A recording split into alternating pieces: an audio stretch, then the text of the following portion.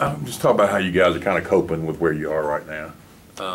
Right now, we're just trying to stay together as a team, and as we stay together as a team, we're trying to take the positive out of these games and try to move forward with them and make a late run, and stay together, stick together, and stay positive. As one of the few guys who was around for last year, how much of the feeling you guys are experiencing right now, is it similar? Is it not similar? I mean, the team is so different, and makeup's different, but Nowhere near similar, because we're putting ourselves in position to win all these games, rather than last year where we went into the game with defeat already on our mind, sort of, kind of. This year, we know we can win these games. Y'all know it, these last couple of games, the last few games, we dropped the ball on ourselves. If we can just stay with it and hold the lead when we have it, we'll be in good shape, but we keep shooting ourselves in the foot. Man, it's not nothing to hide, nothing I can't say, it's true.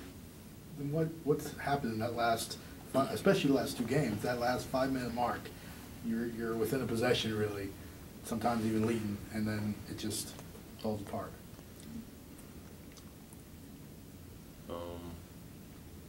Just us not staying committed and trusting one another, and trusting our coaches who work hard and put us in the right positions to make plays defensively, and then coming down on offense and executing our plays offensively. And we're not doing what we need to do. We don't have our focus where it needs to be when it comes to them points and times in the game. So that's what we need to regroup at and get back right with. Malcolm, could you have imagined that you were going to be playing the 4 going into this season? No, sir, not at all. I'm trying to make it work. I created a disadvantage on the offensive end, and on the defensive end, I have my challenges, but it has nothing has been overwhelming at the 4 yet. We just got to make plays. I got to do a better job making plays on the offense, not just scoring. I like to create for other people and get other people shots. And I did start in the first half, not much second half. So I got to do a better job at that, especially when I'm at that 4th spot. Could you talk about Taj playing through what he's playing through and what that kind of means to you guys? Toughest guy on our team. Everybody know it. He's a tough little guy. And he's going to play. If he had any type of, he's going to play through it. He's not the one to sit out. This is not Taj. I mean, we laugh and we say he has little man syndrome, but he doesn't take nothing from nobody. He don't care. He can have a broke leg. He's going to try to run him. Like, that's just Taj. I mean, so much respect for him. I call him my little brother. So much respect for the. Would Sim agree with that assessment? Sim? Yeah, I mean, he's awfully tough with what he's been through. Would you agree with that assessment, Taj? Or? Sim is Sim. That's all I gotta say about Sim. Sim's gonna speak his mind. It's just Sim. You talked about kind of finding a way to finish. Coach Burrow talking about with you guys today the Super Bowl last night and about next play kind of mentality. When he does things like that, does it hit home with you guys when he talks about different games, different sports, things like that? Yes, sir. Most definitely, it does. It just brings an example of, like, we need to move forward. We need to move on. Think about the next thing. Think about the next opportunity, because it's coming. I mean, we play Thursday, we play Saturday, we play Tuesday.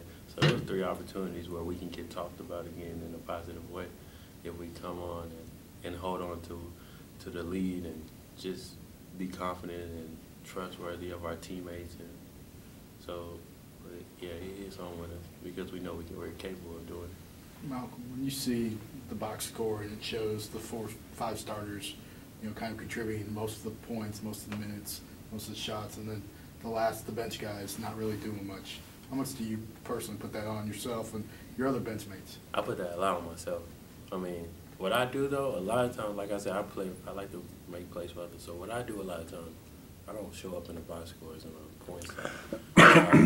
What you notice when I create other people's shots, I might come down and like make somebody commit to me as I'm driving, kick it out to KT and get a shot. Or I might make the defense cover me and 1, 2 passes, we got a shot. So, but like you said, I do put a lot on myself because coming off the bench, I am one of the players. I know I contribute. I can contribute on the point side It's just sometimes, you know, I try to create, and the coach talked to me, you know, I don't look for my shot much, just because it's not that I'm not capable. I mean, I'm very much capable. I mean, when the time needs and the time comes, I can score the ball. But at the same time, I just want to give the guys who can make shots consistently, KT, who can, guys who can attack off the bounce and who has the advantage, Antoine, you know, stuff like that. So I put a lot of it on myself, though. Anything else? Different kind of question I wanted to ask you. Opposing stadiums, you're hearing a lot of people kind of making fun of your last name, the Canadian USA at Vanderbilt.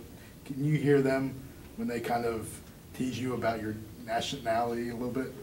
Tease, I'm from Austin, Texas. I know, that's the joke, as far as I see. Yeah, I'm from Austin, Texas. I don't get it. It's like you can read. If you can read, it says born and raised Austin, Texas. My last name is Canada. What is your last name? If it's Washington, should I call you Washington, D.C.? No, I'm from Austin, Texas. I mean, it's not teasing. I think it's hilarious.